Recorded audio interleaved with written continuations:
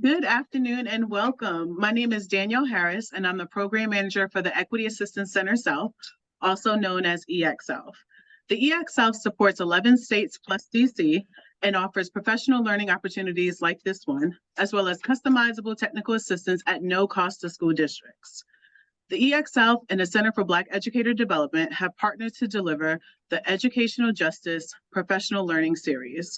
If you missed our last two sessions, please head over to our events page to watch the recording and register for future webinars. Today, we are going to dive into the third session of the series, Building Positive Relationships Through Asset-Based Thinking with Victoria McCall, Director of E-Learning. Okay, welcome everyone. I am super excited to spearhead our third webinar, really discussing asset-based thinking. And so I just wanted to briefly go over our agenda and objectives for this afternoon. So the first thing that we're going to do is review the origin of bias. We're going to define deficit-based and asset-based thinking. And then finally, we're going to explore ways to shift from deficit-based to asset-based thinking.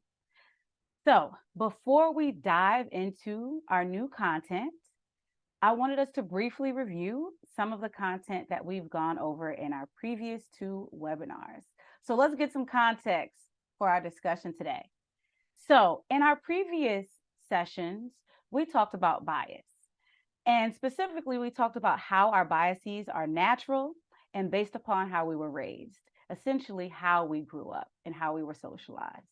We can unlearn these biases through a series of strategies and practices.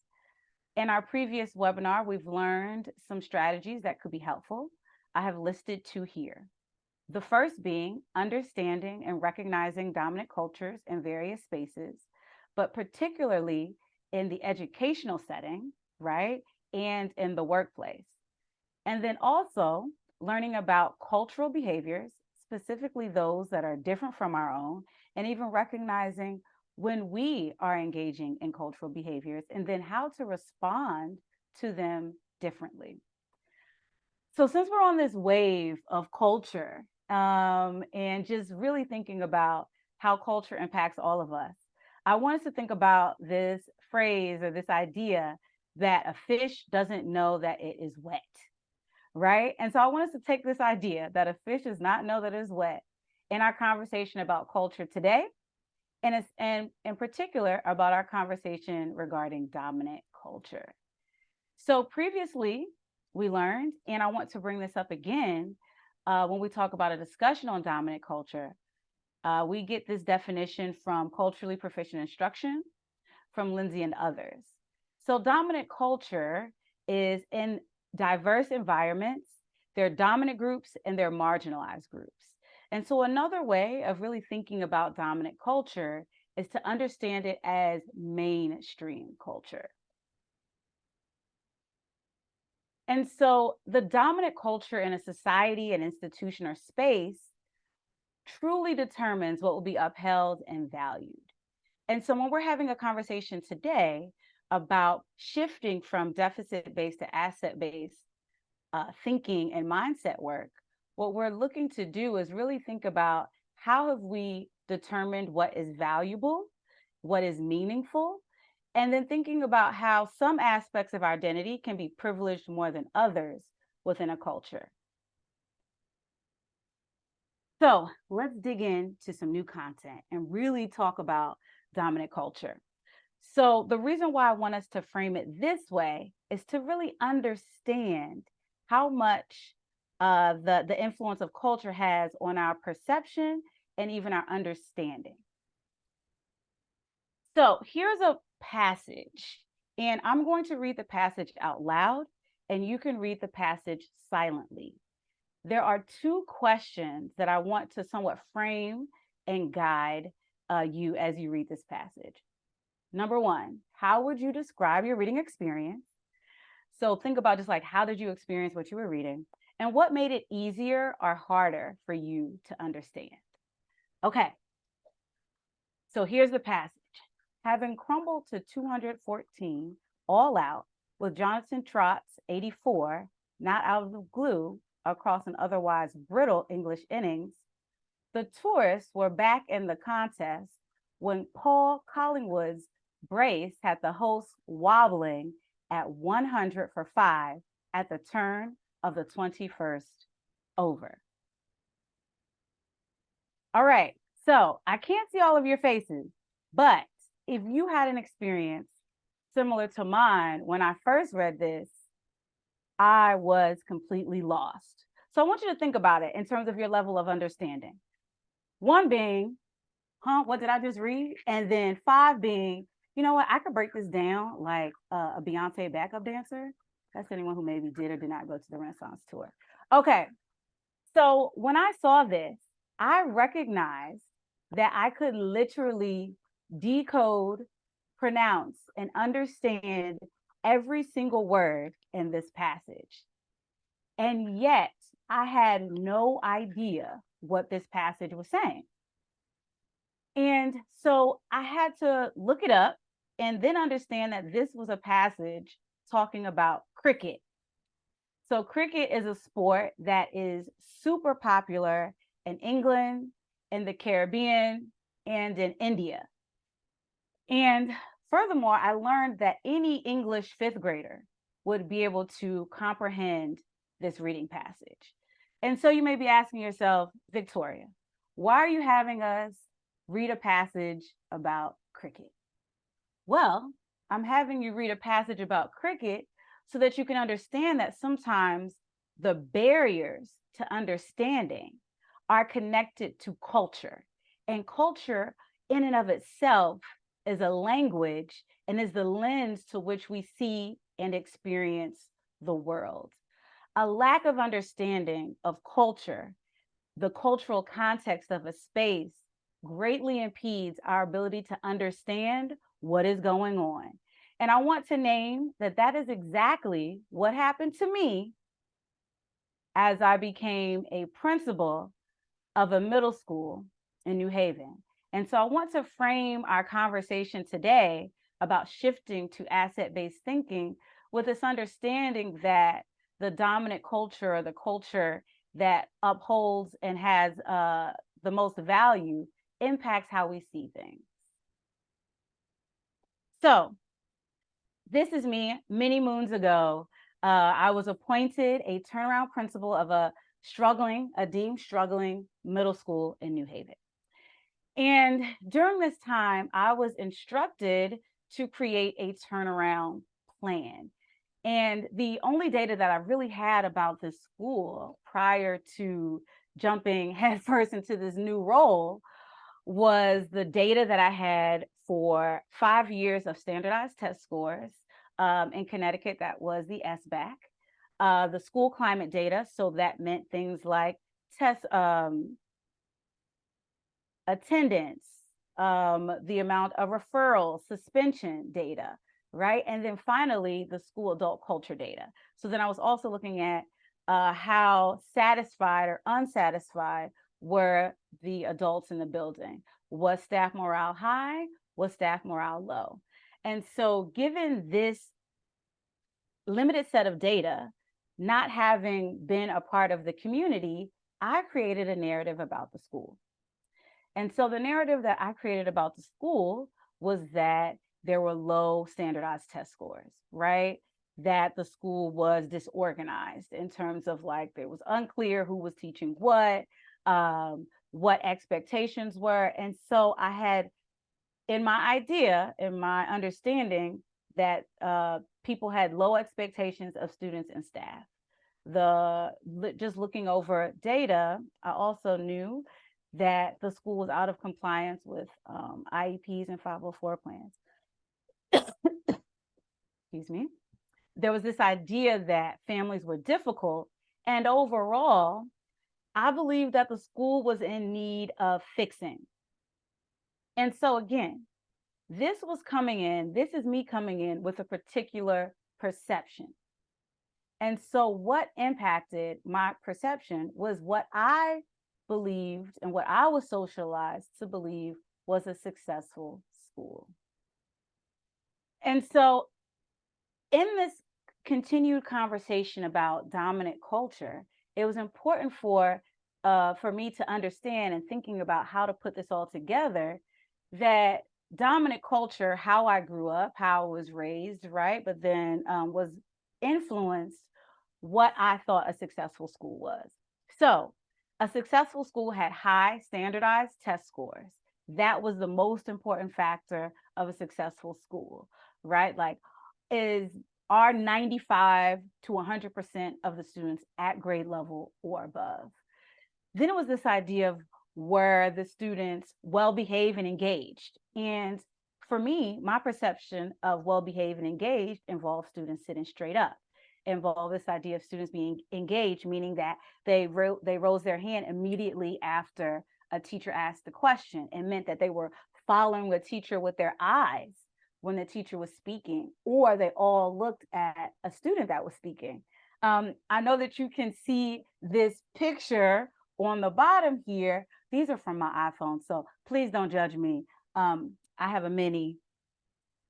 And so here, I literally had teachers practicing entering and exiting the classroom with students. And you can see this straight line, because to me, a successful school was a school that is uniformed and structured. And so it was, shirts needed to be tucked, they had to wear a certain color shoe, and it was structured. There was a certain way to enter a classroom, a certain way to exit. And the idea was that we practiced this over and over again until it was right. And so this came from my ideas of a successful school, which related to both the experiences that I had as a child, but also as I entered the educational profession. Schools that were seen as highly successful were those that had a lot of these qualities. And so that impacted my overall narrative of the school. And so what does that mean? That means that dominant culture a lot of times dictates the narratives of everything that it impacts. And so again, I want to bring up what I thought my narrative of the school, but I also want us to understand that we can have and practice creating counter narratives. So after a time, I developed a counter narrative of the school. And what I learned was that there were several teachers who had been at the school for 15 plus years, and they had taught the students' parents and built strong relationships with families and students. Because of the tight-knit nature of the community, parents were heavily involved in the school, frequently requested meetings, and expected to be able to have intimate contact. That means cell phone, access to voicemail, in-person meetings with leadership, particularly the principal, to discuss policies and overall just things that are happening in the school. And what was equally noteworthy and important to highlight is that the school community was also frustrated that the test scores were not higher, despite many people working very hard and working for and with students and families. And so our mindset dictates whether or not we have a mindset that is considered deficit-based or asset-based. And so I'm going to read the two definitions, and then we're really going to talk about how do we move from one to the other. So deficit-based thinking is the distorted lens focused on people's weaknesses that blame them or their upbringing for difficulties and conflict. So in this instance, the difficulty here was the school climate, the school environment, rather than acknowledging the impact of one's own practice or the larger structural inequities at play. So instead of, and so not looking at maybe some of the political things that were happening in New Haven at the time, restructuring, budget cuts, I hadn't really come in thinking about those things. And I came in with a strong deficit-based thinking. And this wasn't just how I came into with the school, but it's also how I interacted with myself. And I was so used to just having deficit-based thinking in my own practice. I felt like I had to focus on my weaknesses to be a better student, athlete, performer, friend, right? So this is sometimes just how we're taught to view ourselves, and then that impacts how we view others. Asset-based thinking, on the other hand, focuses on a person or culture's unique strengths and capabilities. There's a deep belief in people's resilience and ability to change. And so what's important here is that despite my good intentions and deep belief in the students and staff that I thought I had very deep belief. It took months to rebuild trust and to have positive relationships because I led with a deficit-based mindset. Now, I know you all might be thinking, okay, Victoria, if these are all the things working against us, how do I then, move to asset-based approach? Well, all is not lost, my friend, and I'm going to tell you why. Because ultimately, we are able to shift from deficit-based to asset-based thinking. And here again are some heavily pixelated iPhone pictures that just represent the transformation that I was able to have in just a year of moving from deficit-based to asset-based. And that includes building strong relationships with students, staff members, and cultivating those relationships in the building and within the community.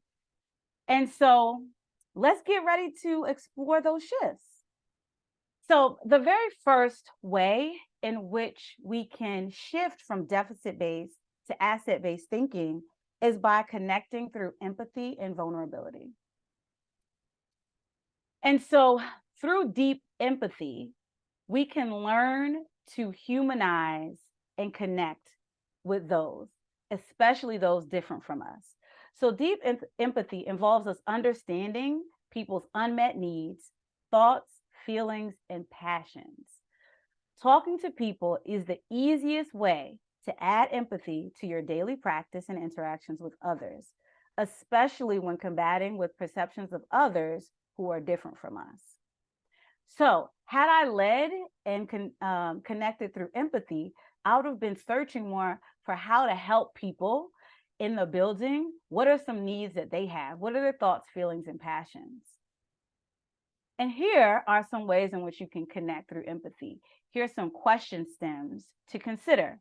So there will be a recording of this posted on the events page, but I also invite you to take a screenshot, to put your phone up really quickly, and to think about how you can practice connecting through empathy. So you can ask clarifying questions, you can ask why, and you can ask how. And so, in addition to asking these questions, I want us to understand that asking questions is a way to prevent us from drawing conclusions that may be untrue. Empathy invites us to shift our narratives. And so again, I want to bring us back to this idea of narrative and counter narrative. When we ask people questions, when we seek clarity, when we ask why or how, we're inviting others to share about themselves. And additionally, when we're thinking about vulnerability in practice, I want us to think about ways in which we can show up differently and show up authentically in a way to build connection. So in practicing vulnerability, a teacher might share with a student a time that they struggled to understand a concept that they're about to teach and how they overcame it. A principal might share school-wide data on culture or academics and the feedback that was shared by school staff in front of the entire team, and then detail what they will do to improve or respond to that data specific to their actions. And then a district staff member might open up the school year with a personal and professional goal that they share with their employees or with the staff. And again, the idea here is you want to be able to connect to then build relationships. And so once you begin to connect with people through empathy and vulnerability, then you want to think about affirming everyone's community cultural wealth. And so let's take a look at what community cultural wealth is to begin with. So I don't want this to feel like lecture style. So I know we might see Bourdieu and we might see Passeron and think, oh goodness, we're about to be back in sociology 101. No, bear with me, okay? In order to get this idea of community cultural wealth, we have to address cultural capital. And so here we're going to tie in this idea of dominant culture with cultural capital.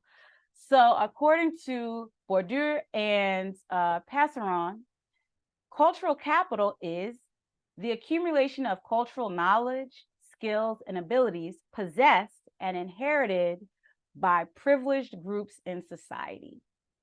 Bourdieu asserts that cultural capital, social capital, and economic capital can be acquired two ways: from one's family and or through formal schooling.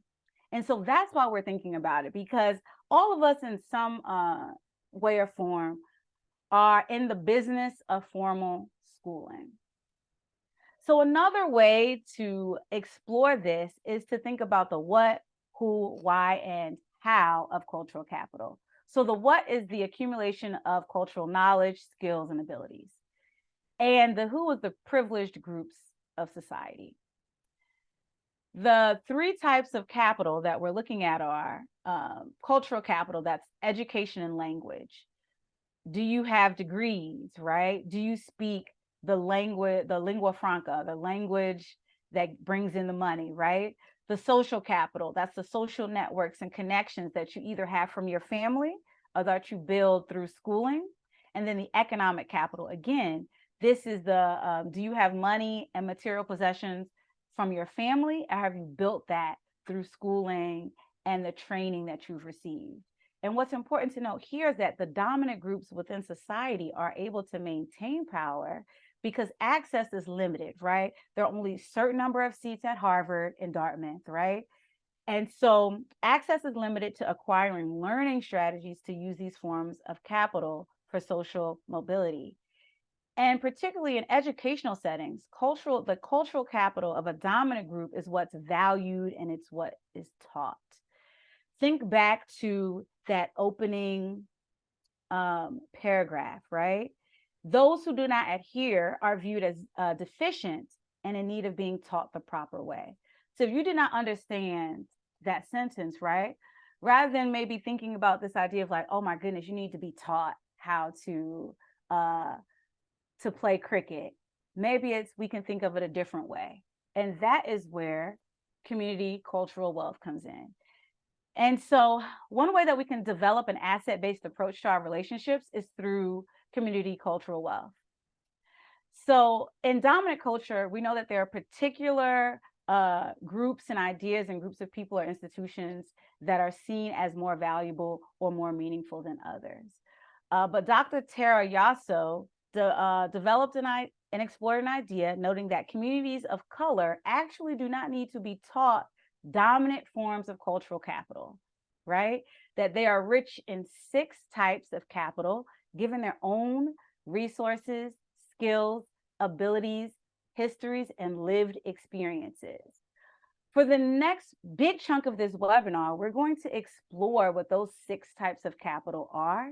And I want to encourage you, as we're going through these, if questions arise that you have about any type of capital, how this capital might actually look or feel in your particular space or sphere of influence, I really invite you to use that Q&A feature. And my lovely co-host, Danielle, will be answering those questions for you. So we will start with familial capital, which is cultural knowledges nurtured among families that carry a sense of community, history, memory, and cultural intuition. Think about this as ancestral and family lineage. So the reality is we all come with cultural knowledge and understandings prior to any formal schooling. We are not starting at zero and we are not empty blank slates. And so ultimately, what this means is that we need to find opportunities to invite families to share stories and histories that impact our work and improve our practices and policies. So you might be thinking, Victoria, what does this look like? What does this mean? I have some questions for you to reflect upon. And again, I encourage you, I know that this isn't that interactive, but I'm telling you, please feel free to take a screenshot, take a picture, to just think about what are some questions that you might want to reflect upon later on or at the conclusion of this webinar. So questions that you might be able to reflect upon. What are the various home communities in your educational sphere? How do we recognize and help students, staff, and employees draw on wisdom, values, and stories from their home communities? And then finally, how do we create environments that honor and invite families to participate?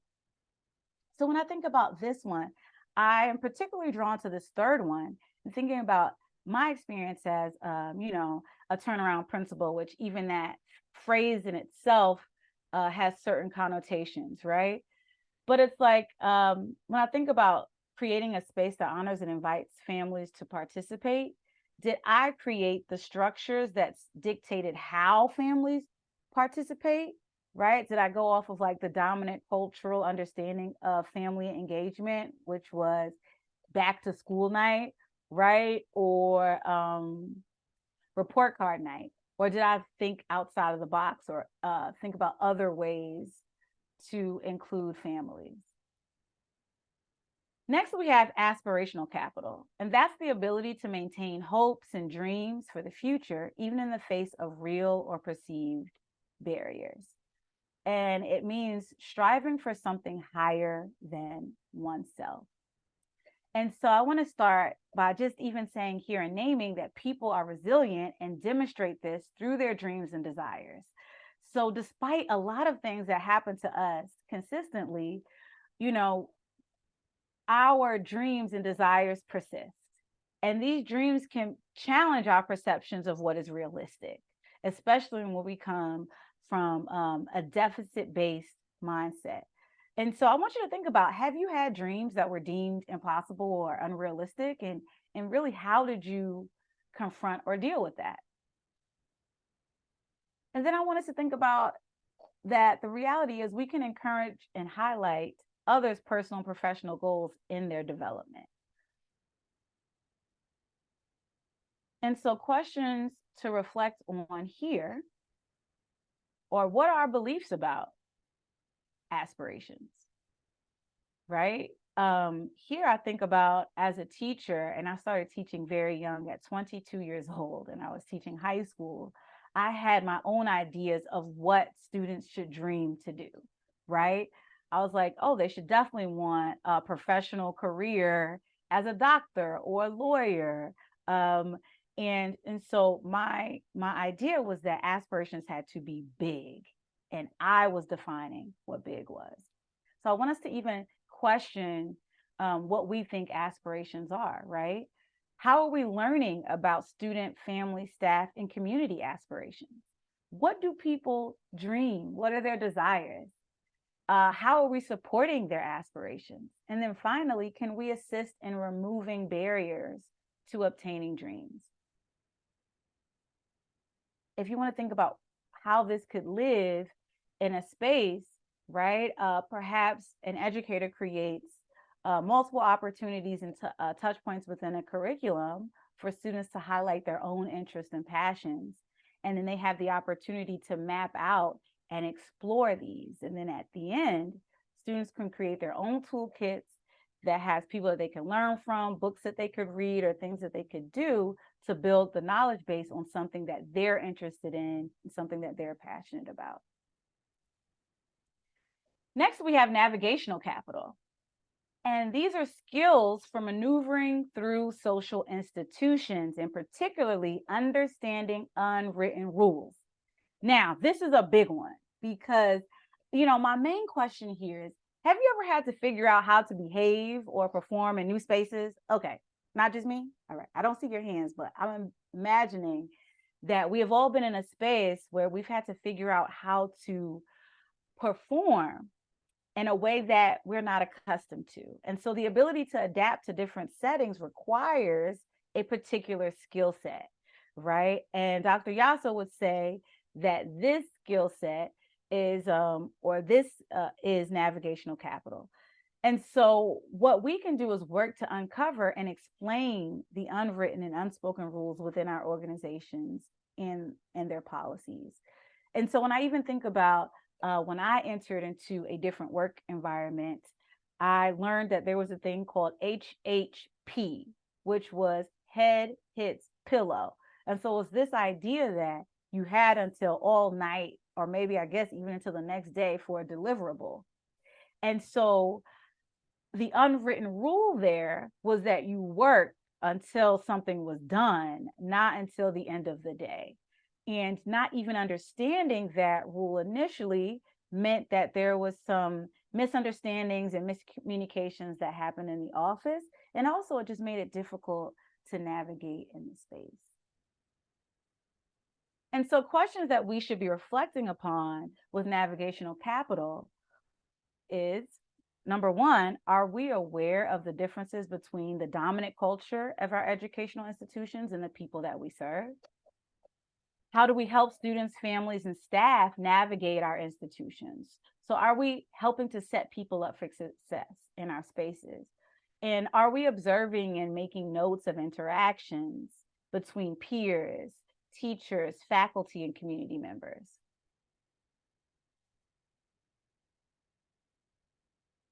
Next, we have resistance capital, and that's the knowledge and skills fostered through behavior that challenges inequality. And essentially, it's questioning dominant cultural values. So we question spaces that are different from our own intuitively, whether that's even just a raised eyebrow or a quick glance over to a friend who might also be unfamiliar with what is happening. So I want us to think about, how are we using that intuitive questioning to make our collective spaces better for everyone? Meaning, do we understand, are we acting on when we know that things feel off, or things feel as if only dominant cultural values in that space are being honored and upheld? What are we doing about that? And so we can create structures that allow for people to discuss and question rules, policies, and expectations in our schools, organizations, and districts. And some ways that we can do that through some of these reflection questions and with regard to resistance capital. And so the first question I want us to think about: how do we support students who are committed to engaging in and serving their home communities, however they define that? And though, what opportunities do we provide students in and outside of the classroom to prepare them for participating in a diverse democracy? And so a way in which I want to have us think about this is, right, how do we have, or how do we think about creating spaces where people in our buildings and our districts can openly question what is happening without retaliation? And this lives even outside of what we might even see as HR official complaints, right? How do we embed this practice of questioning dominant cultural values in our space? Next, we have social capital. And so these are the networks of people and community resources in which we are prioritizing relationships and what they bring. So here, and this may seem like a silly example, but have you ever gone to an event and not known anyone there? For me, I have historically struggled with this idea of networking, and LinkedIn feels like a massive space where everyone kind of knows everyone or pretends to. And so the reality is we are dependent upon people as resources to help make our way through life, and dependent upon sometimes the amount of social capital that we think that we have, right? Or based upon situational privilege, some people may have different types of social capital than others. And so I want us to think about ways that we can encourage others to build and maintain relationships and community resources that help them to navigate the instructional and the educational environment. And so an example of how we can help build and maintain relationships for people. So I want us to think about an example being an educator intentionally calendars 4 meetup opportunities for, say, last year's graduates, and they have conversations with current juniors and seniors in which they have a question and answer session that allows students to ask questions and walk through the necessary steps needed to think about post-secondary transitions. And so that's an example of how you can help either build or maintain social capital within our educational ecosystem. And so some questions that we pose for reflection are, number one, are we aware of the different seen and unseen networks in our spaces? Number two, how are we helping people get and stay connected within our educational environments? Are we fostering connection and networking? And then finally, how do we engage with individuals and community-based organizations in the types of support students and families need? And so when I really think about this, one question that I want to address here and model would be, how are we helping people get and stay connected within our educational environments? And are we fostering connection and networking? And so one way that I think some people are familiar with and thinking about social capital would be affinity spaces, right? And so are there affinity spaces where people who have similar identities or similar interests are able to meet together? Does your organization support that, or does your organization discourage that? As a principal, I learned that I did not have to be involved in all of the different conversations that were happening, but I did have to help create the space and the environment where people felt comfortable enough to be in those spaces, to build the networks and relationships and community of resources that they needed. And so this looked like Black male educators in my building having an opportunity to meet outside of some of the scheduled teacher meeting times for them to discuss things that were happening in the building, or just to feel freer or more comfortable to engage in conversations and just think about pedagogy and community building. And then finally, the sixth form of capital that we will explore today is linguistic capital. And linguistic capital is the intellectual and social skills attained through communication experiences in more than one language and or style. And that essentially is the ability to access knowledge through various forms of language. And so I just want to note here that rarely do we speak the same language at home as we do at work or in school. And so we're similar in that way. However, how often or how much we have to change depends on the dominant culture occupying a space.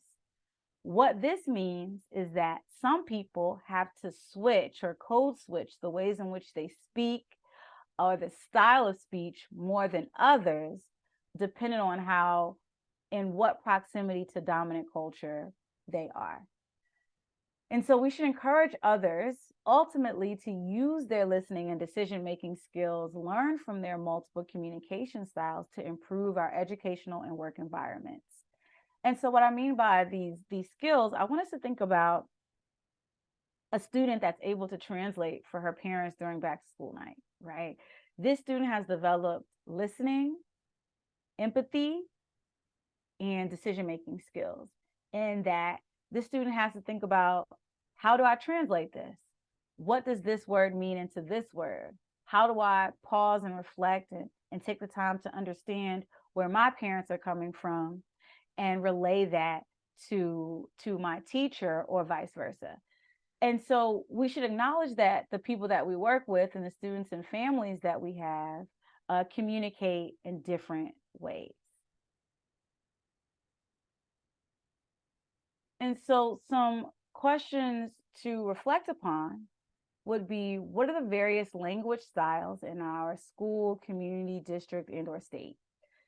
And so that could be doing an inventory, reading up on the communities, or going to different areas to understand what's the linguistic diversity present. And then how are we supporting the language and communication strengths of students and families? And so here, I want to bring us back again to my story about me as that gung-ho, pencil skirt, high heel wearing turnaround principal. Again, I came in with a very narrowed and dominant cultural view of what it meant to communicate. And what I mean by that is, I thought, okay, hey, if I have newsletters that go out, automated voicemails, email blasts, that is the way in which families should be communicated with. And what I learned over time is that actually a lot of families preferred text message. And so rather than saying everyone needs to get on board with how I want to communicate, as a school, we also had to learn that other ways of communicating, despite what I may have thought or seen as informal, right? So I grew up, well, I didn't always have text, but when I did get text, I saw text as a very informal way of communicating. And so I believed that the school should have or be seen as super formal. And therefore, I saw certain means of communicating with families as more formal, AKA more appropriate than others. And so this final one of really thinking about how we're supporting the strengths of students and families is us moving outside of what we deem appropriate or inappropriate, right? What we see as a deficit, not returning or not wanting to look at a newsletter, and seeing something as a strength, the ability to respond to things quicker through text. And so I have said a lot, and we have covered a great deal of content. So I want us to just take a deep breath. And what I'm going to go over in these next two slides are two things. One is really examples of honoring community cultural wealth, and then thinking about how allowing strengths to shine also invites us to really use an asset-based approach to building relationships. So if a teacher honors community cultural wealth, they might incorporate students' aspirational capital into goal setting for the school year and then refer to them throughout its entirety. So instead of, right, focusing on, and this is what I did. So this is not me like you, this is me. I was like, oh yeah, I'm creating goals where students have 2.5 years of growth on the SBAC and they're doing da. That may not have actually spoke to what they wanted to see for themselves. And so incorporating their own aspirational capital into the goal setting and referring to them throughout its entirety builds a connection and an authentic relationship in a different way. When we don't do that, we really run the risk of people not being invested in what we're trying to offer them, even when we have the best intentions at heart. A principal might use navigational capital to by hosting school-wide events that allows the community to showcase how to maneuver certain processes, whether that be the FAFSA, how to do job interviews, job applications, right? Or just even seeking out grants, loans, by hosting these events and allowing the community to showcase their strengths. That is a form of honoring community cultural wealth. And then finally, district staff might use linguistic capital by including multiple languages in their communication based upon the cultures present within the district. And so these are just a few examples of how to honor community cultural wealth. And so once you do that, then you're really going to be able to see, right? Like actually see people, see their strengths, and allow them to shine. And so you're like, Victoria, what might this look like? Okay. A teacher might incorporate a student's strength into class activities or project-based assignments, right? So think about we went both individual and group, right? A principal might highlight teacher and staff strengths in school and grade specific committees. So what are teachers and staff members actually good at versus what are we just trying to make them do to say that we have committees and we can get these events happening? Unfortunately, I have been a victim of that myself, just putting people in different committees. And then finally, district staff might seek out families, community centers, and or businesses to highlight or offer resources that could support students in schools. And so this can be something as simple as, right, having beauty salons or barbershops come in and offer discounted or free hairdos to really support students and or community members in that way. And so again, this is an opportunity for you to take your phone out and just think and reflect here on which, if any, forms of community cultural wealth are you already validating, affirming? Which are the ones that you feel particularly strong in? And then which forms of community cultural wealth could you be acknowledging more often? So for me, ones that I do well with would be linguistic capital, and one that I could really do a better job of acknowledging is familial capital. So moving from this idea of I know what's best for families and moving to, okay, what are families bringing and what can I learn from them? And then finally, the third method of really shifting from deficit-based to asset-based approaches to building relationships is humanizing your data.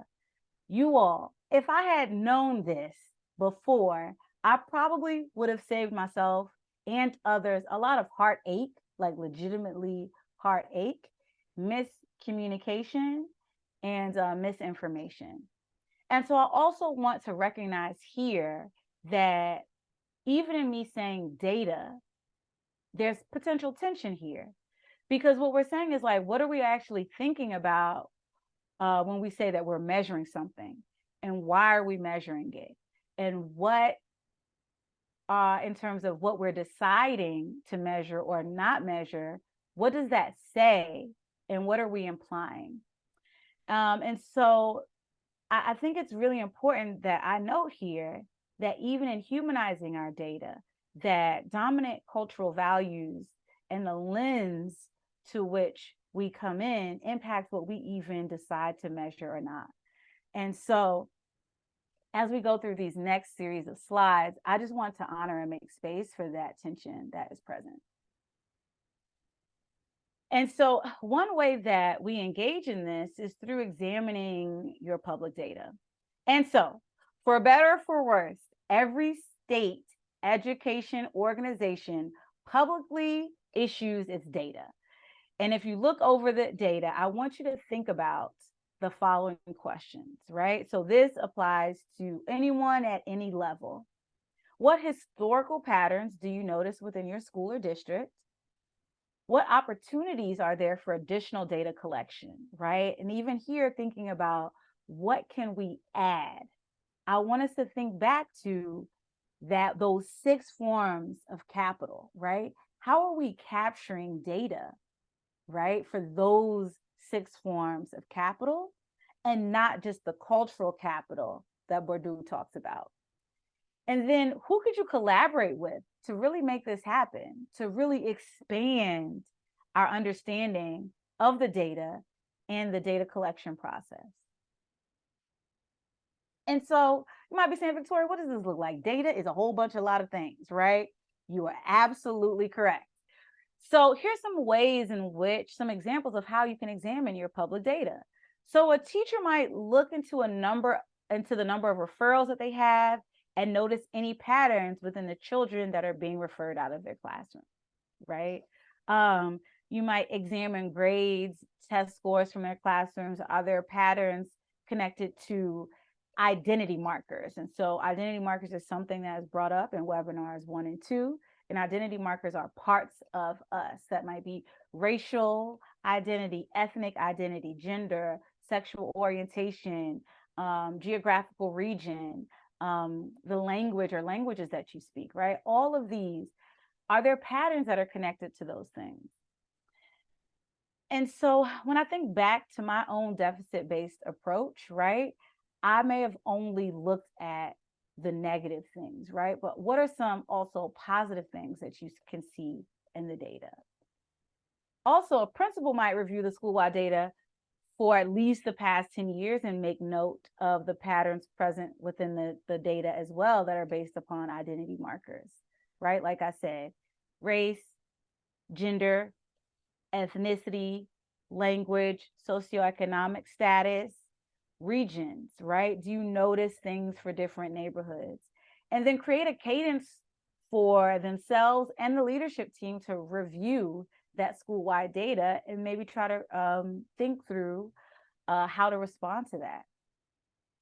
A district staff member might review data sets across schools and note clusters of patterns based upon identity markers and or regions, neighborhoods, and districts.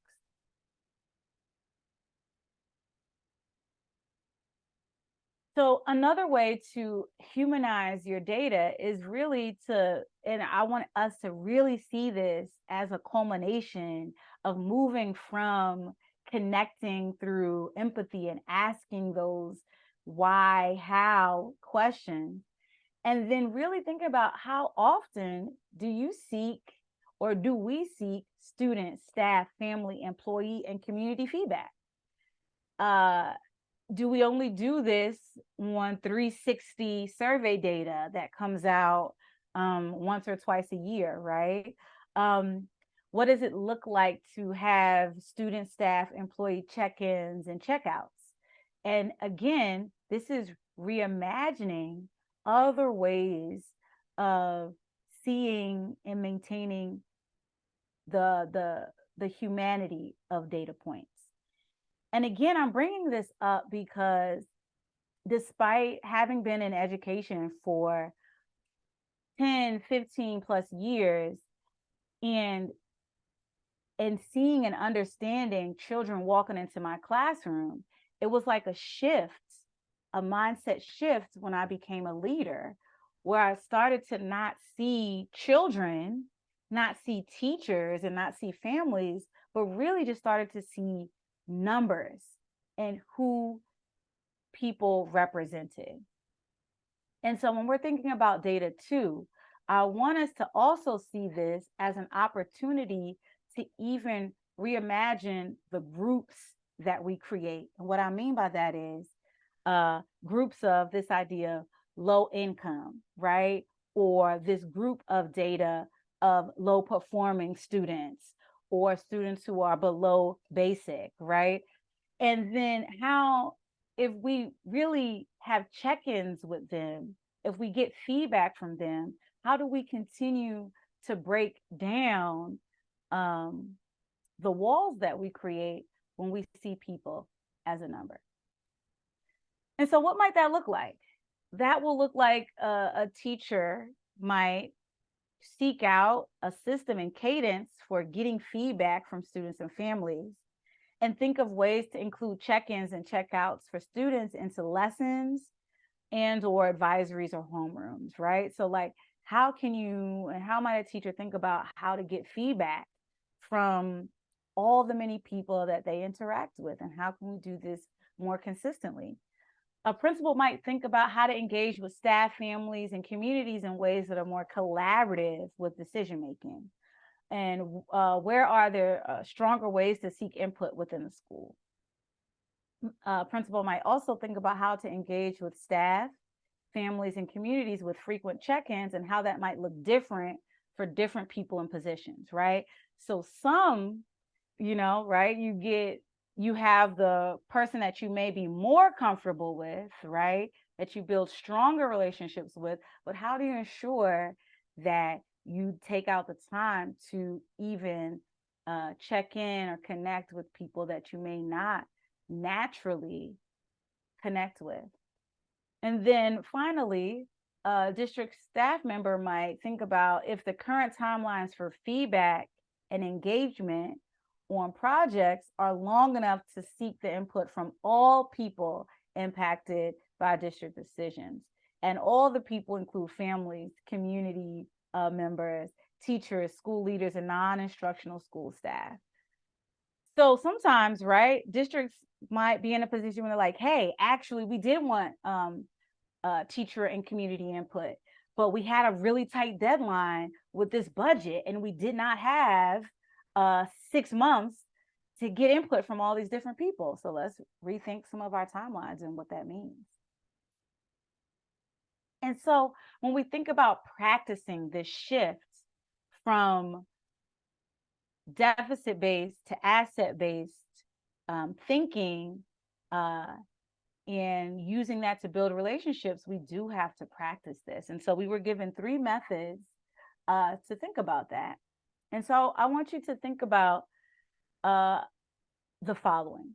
A shift in mindset and practice that I will implement in the future is, and so for in this example, I would say a shift in mindset and practice that I will implement in the future is frequent check-ins using the questions with connecting with empathy stems.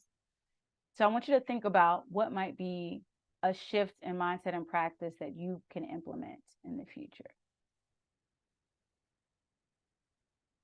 So again, we have gone over a lot, and I just want us to really think about the summary of everything that we've talked about today, which is in order to move from deficit-based thinking, which is focused on people's weaknesses, and I would say even your own, right? Moving from that to focusing on your unique strengths and the unique strengths of others requires a great deal of work.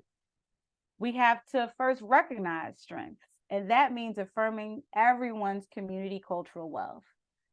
That means looking and observing and seeing the strengths in people, highlighting strengths and allowing people to showcase those strengths that we learn.